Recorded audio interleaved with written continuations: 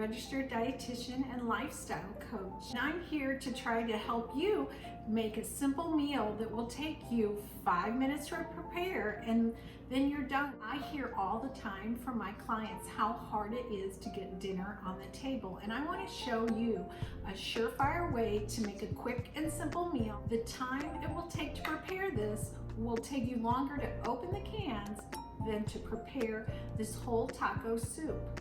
So our ingredients today will include some veggie crumbles. One of my favorite brands is the corn brand, Q-U-O-R-N, but there's a lot of good ones out there in your freezer section. And then there's a ton of beans, of legumes. The recipe calls for kidney beans and pinto beans, but I didn't happen to have those in my pantry. And I always say that a recipe is just a guide, right? So I had some black beans and some great northern beans, and that's what I'm going to use today.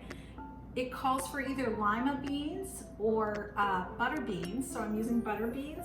Hominy, which is this made with corn, so if you're not a fan of hominy or you can't find it, you could use corn, either white or yellow, and you can even use frozen corn to cut down the sodium a little bit more.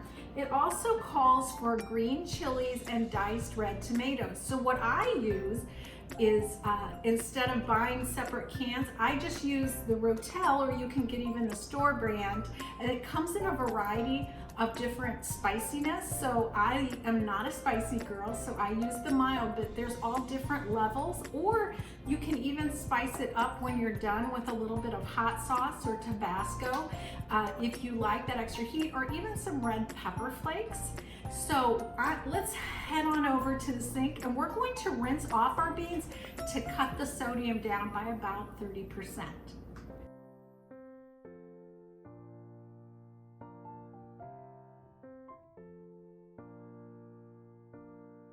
So we've got all of our beans rinsed off and the hominy.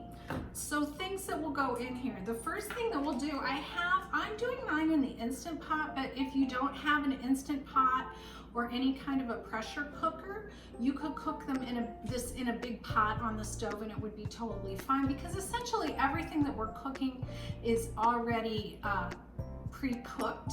You're really just trying to meld the flavors together. So the very first thing I'm gonna do is put our veggie crumbles in. If you don't want to use veggie crumbles, you could use a little bit of lean ground beef, turkey, or chicken instead. I would encourage you to try a meatless meal by trying the veggie crumbles, or you can leave them out entirely and replace it with 2 more cans of beans. That would be an easy way to do that as well. So we're gonna put our crumbles in just to start them off. They're already, it's not like you have to cook them or anything like that. To that, we will add all of our beans. There'll be your diced tomatoes with green chilies, or you can buy them separately if that works well for you too. There's 2 cups of water, a tablespoon of minced garlic, and then the thing that really seasons it up. So it's a package of dry ranch seasoning and a package of taco seasoning. So for the taco seasoning, I want you to look for one that is low sodium, or there's even no sodium ones out there, like Mrs. Dash has one, or you can even make your own taco seasoning. So let's get started, and we'll just start putting everything into the Instant Pot. Literally, this is all that it requires for you to do.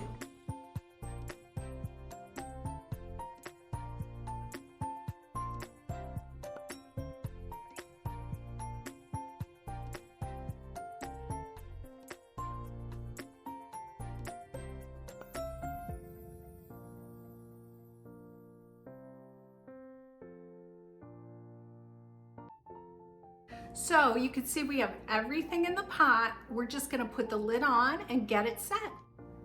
So make sure you put the vent on seal and twist it to seal it.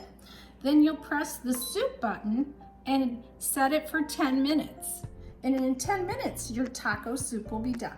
Hey, so I think that our taco soup is done. I let it slow release, which for anybody that has a pressure cooker, you know that means that instead of just taking the lid off or releasing it using something to prop the release valve up, that I just let it slowly go down itself. It usually takes about 10 or 15 minutes. Just to check, you can always go like that. See, no steam's coming out, so we know it's good. Also, with most Instant Pots, it's a safety device that the lid won't move unless the pressure has gone down. So let's see how we're doing here. All right. Did you know that the little slots on the side are actually to hold your Instant Pot lid on there? Learned something new. So here is our finished taco soup.